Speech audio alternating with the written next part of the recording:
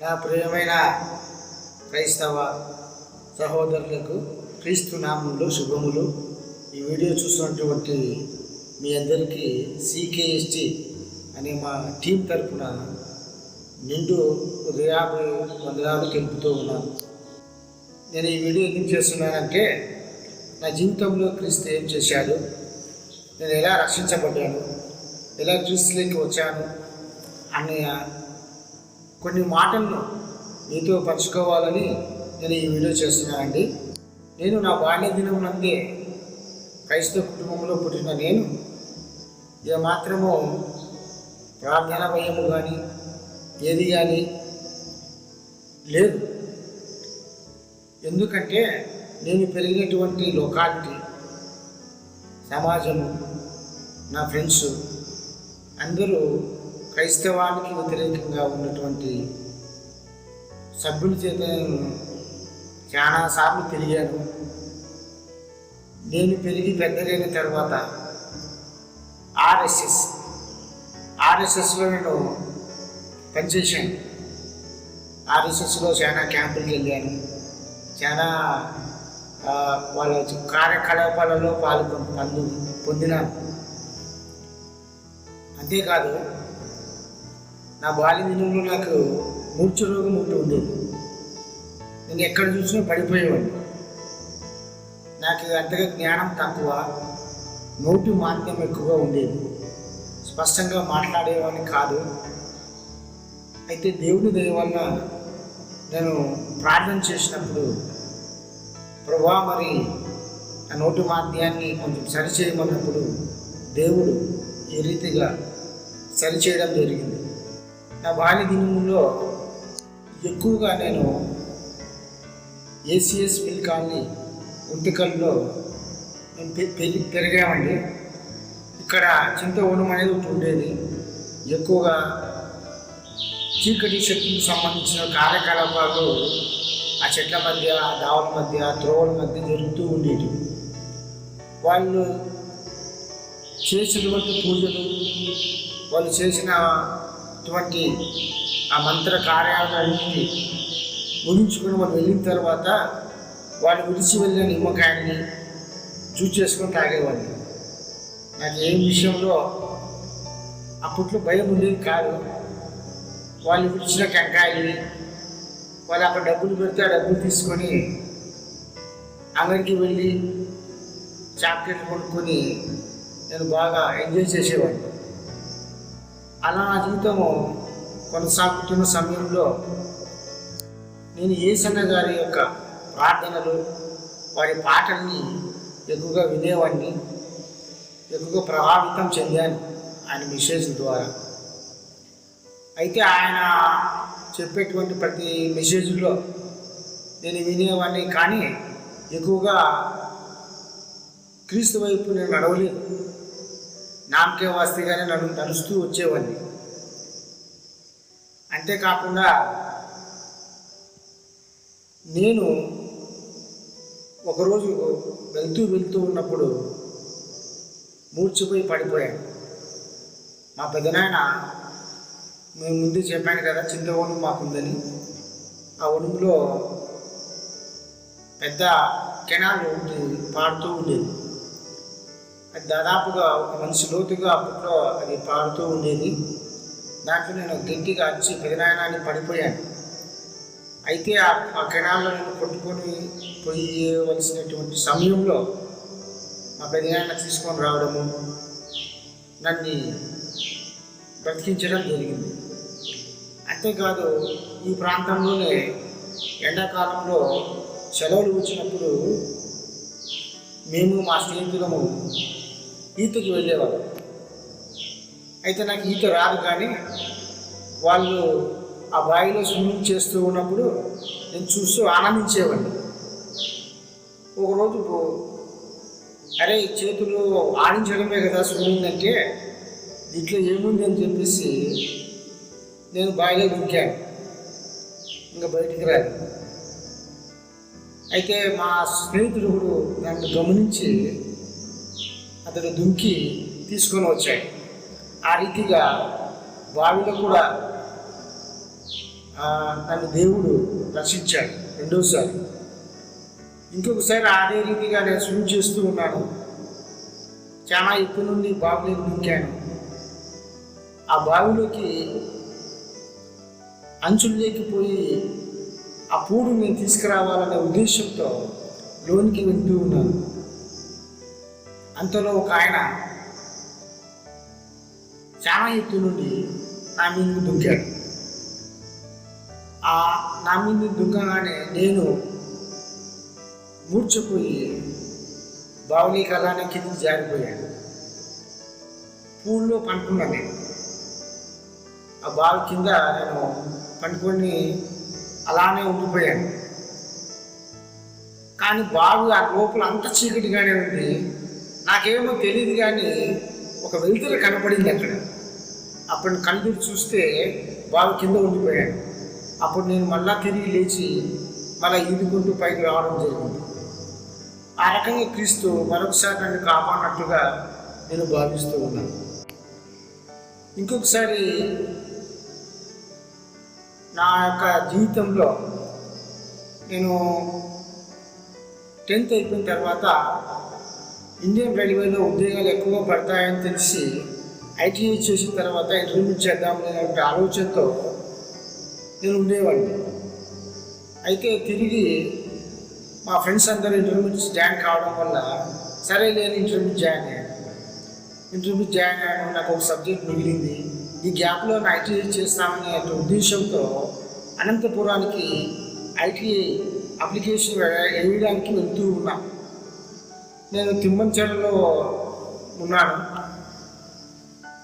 అలా వెళ్తూ ఉన్న సమయంలో నేను ఎక్కిన ట్రైన్ యొక్క డోర్లో నిలబడి చూస్తూ ఉన్నాను. గుత్తి స్టేషన్ వస్తూ ఉంది గుంటకల్ తర్వాత. నేను చూస్తూ ఉంటే ఆ యొక్క డోర్ కింద అంత రక్తం పడింది. అరే ఏంటి రక్తము అని చెప్పి నేను ఆలోచిస్తూ ఉన్నాను. అప్పుడు నా పక్కన వ్యక్తి గుంటకల్లో ఒక ఆయన పడాడు, 2 కాళ్ళు విరిగిపోయాయి, ఆ రక్తమే ఇదని చెప్తూ ఉన్నాడు. నేను అలా కింద చూశాను. ఆ రక్తం జారి నేను ట్రైన్ కిందకి పడిపోయాను. ట్రైన్ వేగంగా పోతా ఉంది. నేను ట్రైన్ కిందకి అలా జారిపోయాను. అంతే. నా పక్కన చూసిన వాళ్ళందరూ ఆయన పిల్లలు చనిపోయాడు అనుకున్నారు. నేను కూడా చనిపోయానే అనుకున్నాను. దేవుని దయ వల్ల ఘాట్ పెట్టి నేను ముందు పెట్టెలోనే ఉన్నాను కాబట్టి ఘాట్ గమనించి ఆయన ఫోన్ చేయడము, డ్రైవర్ సైడ్ నుండి బ్రేక్ వేయడము, కరెక్ట్గా నేను ఆ యొక్క పట్టాల మధ్య ఎరుక్కొని దేవుడు నన్ను కాపాడడం జరిగింది. ఏమాత్రం దెబ్బలు కానీ గాయాలు కానీ ఏమి జరగలేదు, ఏమి తగలేదు, ఎక్కడ కూడా రక్తపు మరక అనేది నాకు కనిపించలేదు. ఆ రకం కూడా దేవుడు నన్ను కాపాడుతూ వస్తూ ఉన్నాడు. అయితే మా గుంటికల్లో మా అన్నగారు UEESI అనేటువంటి విద్యార్థుల మధ్య పరిచయంలో ఆయన వాడబడుతూ ఉండేవాడు. ఆ తర్వాత ఆ సహోదరులను కలవడము, ఒకసారి క్యాంప్ జరుగుతూ ఉంది అనంతపురంలో. బ్రదర్ మీరు రండి, అక్కడ చక్కగా వాక్యం ఉంటుంది అని వాళ్ళు చెప్పంగా సరే వెళ్దాము అనుకున్నాను. మీరు డబ్బు తీసుకురావాలా, రిజిస్టర్ ఫీజు ఉంటుంది అని అన్నప్పుడు నాతో డబ్బులు లేవు, ఎలా నేను వెళ్ళాలి క్యాంప్కి అని ఆలోచించుకుంటూ నేను వెళ్తూ ఉన్నాను. నేను ముందు చెప్పిన రీతిగా మా ప్రాంతంలో చేతబడులు, తర్వాత ఆ మాంత్రిక సంబంధించినటువంటి కార్యకలాపాలు ఎక్కువ జరుగుతూ ఉన్నాయి కాబట్టి వాళ్ళు ఆ కార్యకలాపాలను దిగదీసి కొంత డబ్బు అక్కడ పెట్టి నిమ్మకాయలు అవన్నీ కోసి వెళ్ళిపోయారు. నేను ఉదయాన మేము భూమికి వెళ్ళేటప్పుడు మేము అక్కడ వెళ్ళే వాళ్ళము. మా ఇంట్లో ఏమాత్రం అప్పట్లో లెట్రిన్స్ అవి ఉండేటివి కావు, బయటికే వెళ్ళేవాళ్ళము. నేను ఉదయం కాలంలో అటు వెళ్తూ చూశాను. అయితే సాయంకాలం ఎలా క్యాంపుకి వెళ్ళాలా అన్నప్పుడు నాకు ఆలోచన వచ్చింది. అరే అక్కడ డబ్బు ఎవరో పెట్టారు, మంత్రిక విద్యలు చేసి దాన్ని తీసుకొని నేను క్యాంపుకి వెళ్తే ఎలా ఉంటుంది అనే ఆలోచనతో నేను వెళ్ళాను. అక్కడ దేవుని వాక్యం విని మారుమనసు పొంది దేవుని సొంత రక్షణగా అంగీకరించి ఇంటికి రావడం జరిగింది. ఆ తర్వాత 1996లో యేసన్న గారు గుంటికల్లో సువార్త సభలు పెట్టారు. ఆ సభలకి వెళ్ళి ఆయన ఎవరైతే క్రీస్తుని అంగీకరించారో వారికి నేను బాప్తిస్తం ఇస్తాను అని ప్రకటన చేసినప్పుడు నేను ప్రభావితం చెంది ఆత్మ ద్వారా ప్రేరేపించబడి ఆ యొక్క సభల్లో నా పాపాలు మరొకసారి ఒప్పుకొని ఆయన ద్వారా తుంగభద్ర కెనాల్లో నేను బాప్తిస్తం తీసుకోవడం జరిగింది. తర్వాత నేను వెళ్ళేటువంటి సంఘంలో నేను వెళ్తున్న సమయంలో హోసన్న పాస్టర్ గారిని కలిసి పర్సనల్గా, బ్రదర్ మేము మందిరానికి రండి, యేసన్న గారితో మీరు బాప్తిస్తం తీసుకున్నారు, మీరు బలపడాలి అని ఆయన మమ్మల్ని ఎంతగానో ప్రోత్సహించి ఆహ్వానించినప్పుడు నేను ఆ మందిరానికి వెళ్ళేవాడిని. అందరూ ఆ మందిరంలో ఎక్కువగా సాక్ష్యాలు బాగా చెప్పేవాళ్ళు. నాకు కూడా సాక్ష్యం ఒకటి చెప్పాలి లేకుంటూ ఉండేది. నాకు భయం అనేది ఉండేది. ఎందుకంటే నా మాటలు అంత స్పష్టంగా రావు, నోరు నాకు స్పష్టంగా తిరగదు, నోటి మాంద్యం గలవాడిని అటువంటి భయము, ఒక జంకు నాలో ఉండేది. అయితే ఒకనొక రోజు మేము ప్రార్థన చేసుకుంటూ ఉన్నాం. వెల్కాడ ఎస్బీజీ చర్చ్ బ్రాంచ్ చర్చి ముందర చిన్న పెంకుటిండ్లతో కట్టబడిన చర్చి అది. అక్కడ కరెంట్ ఏమి అప్పుడు ఉండేది కాదు. చీకట్లోనే రాత్రి బాగా పుట్టిపోయాక రాత్రి 11 గంటలకు స్టార్ట్ అయితే తెల్లవారుజామున 3 గంటల వరకు ప్రార్థన చేసేవాళ్ళు. అరణ్య ప్రార్థన చేస్తూ ఉన్న సమయంలో ప్రభువా నాతో మాట్లాడాలి అనేటువంటి ఒక ఆకుత నాతో ఉండేది. ఆయన చూడాలి అని, ఆయనతో మాట్లాడాలని ఒక ఆతృత, ఒక ఆలోచన నాలో ఎక్కువగా ఉండేది. సరే నేను ప్రార్థన చేసుకుంటూ పాడుతూ ఉన్నాను. హల్లెలూయా స్తుతి మహిమ అనే పాట పాడుకుంటూ ఆకాశం నుండి మా నాన్న కురిపించిన యెహోవాను స్తుతించదము అని చరణంలో 2 కళ్ళు ఎత్తి అలా తప్పట్లు కొడుతూ చేతులు జోడించి ప్రభువా అని ఆకాశం నుండి చూసినప్పుడు ఒక గొప్ప వెలుగు నా ముఖం మీద ప్రకాశించడం గమనించాను. ఆ తర్వాత నేను మళ్ళా మందిరానికి వెళ్ళి ఉపవాస ప్రార్థన చేసి ఆత్మ నాకు కావాలి ప్రభువా అని ప్రార్థన చేసుకొని నాతో మాట్లాడు ప్రభువా అన్నప్పుడు దేవుడి వాక్యంతో బాగా మాట్లాడి దేవుని యొక్క వాక్యాన్ని చదువుతూ ఉన్నప్పుడు నాకు వాక్యం అంటే ఏమి, దేవుని యొక్క మాటలు ఎలా ఉంటాయి, ఎలా తీసుకోవాలి అన్నది అర్థమవుతూ వస్తూ వచ్చింది. అంతకుముందు చదివేవాడినే కానీ అక్షరార్థంగా చదివేవాడిని. ఆత్మ నాలో పనిచేసేది కాదు, అర్థమయ్యేది కాదు. ఏదో కొన్ని కథలు, ఉపమానాలు, ఇదే కదా బైబిల్ అనుకునేవాడిని. ఎప్పుడైతే ఆత్మాభిషేకాన్ని, ఆత్మాభి అనుభవాన్ని పొందానో అప్పుడు క్రీస్తు నామంలో ఎదుగుతూ వస్తూ ఉన్నాను. నా ప్రార్థనా జీవితం బలపడుతూ వచ్చింది. అప్పుడు కొంతమంది సహోదరులను కలవడం, సువార్తను చెప్పాలనే ఆశ నాలో పెరుగుతూ వచ్చింది.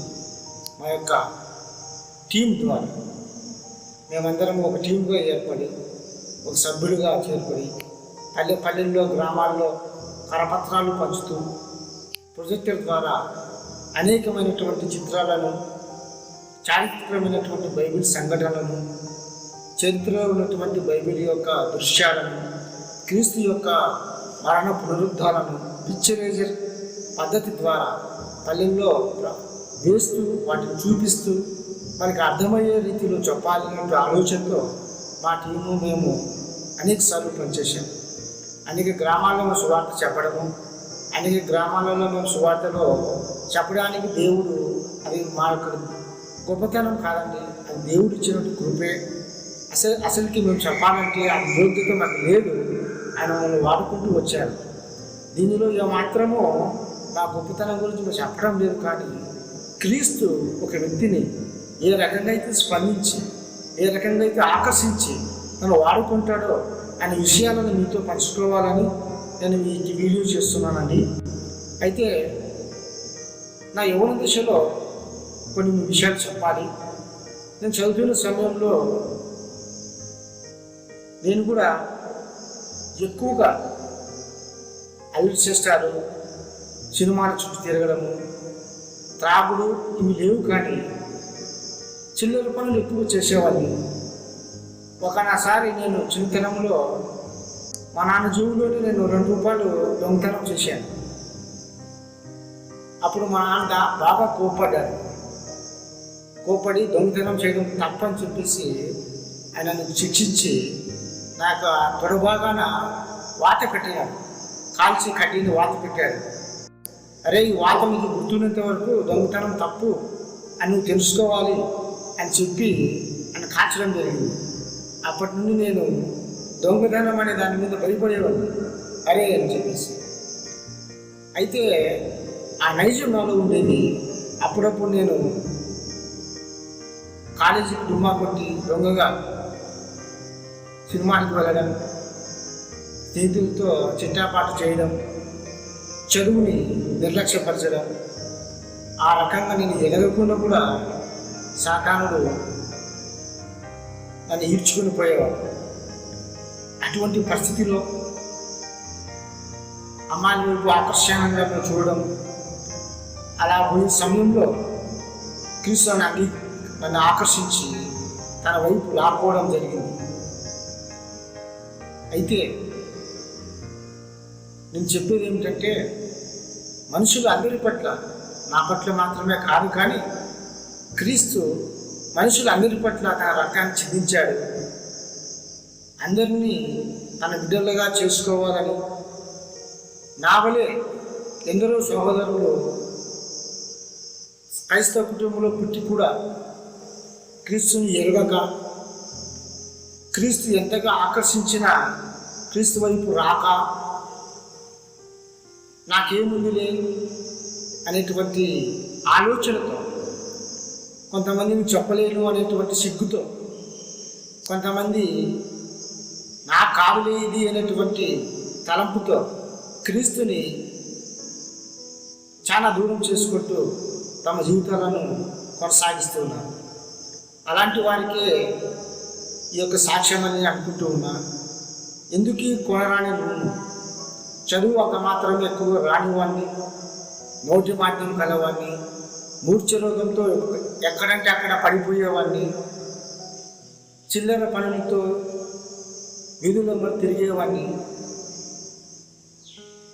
అటువంటి వాడిని నన్ను క్రీస్తు ప్రేమ ఆకర్షించినప్పుడు నాకంటే శ్రేష్ఠమైన మిమ్మల్ని దేవుడు ఎక్కువగా వాడుకుంటాడని నేను ఆశిస్తూ ఉన్నాను.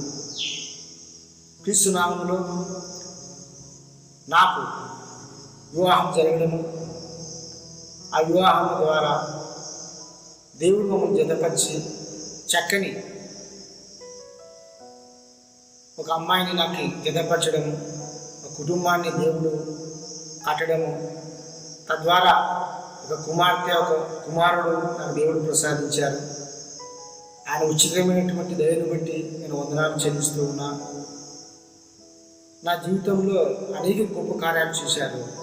అయితే ఈ చిన్న స్వల్ప సమయంలో చిన్న సాక్ష్యాన్ని దేవుడు జీవించాలని, అది మీకు మేలుకరంగా ఉంటుందని ఆశిస్తూ మరొకసారి మీ అందరికీ క్రీస్తు నామములో వందనాలు చెల్లించుకుంటూ ఈ సాక్ష్యాన్ని ముగిస్తూ ఉన్నాను.